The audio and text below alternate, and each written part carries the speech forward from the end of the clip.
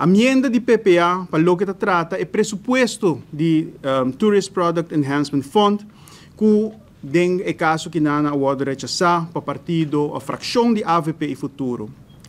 Mas bisa também, não obstante que o ministro Cecília, que é ministro jovem, que está representar jovem na Aruba, e que a rainha é sustém também de jovem na Aruba, a rainha é emenda interessante e ela laga sáculo evaluar. De outra banda, a coalição que consiste de fração de AVP futuro não adune a emenda aqui sua oportunidade devido.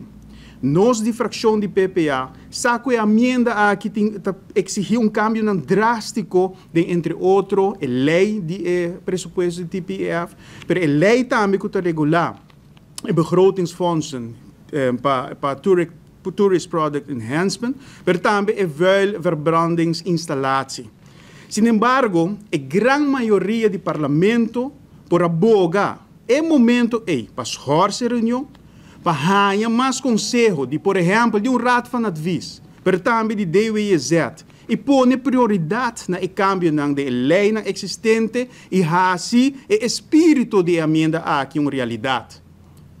Bem back parlamento com o cambio necessário e assim ta duna contenido na lo que pueblo particularmente o jovem não tabugape. Kiko pueblo avisa nos e kiko jovem não avisa nos. No mais hotel.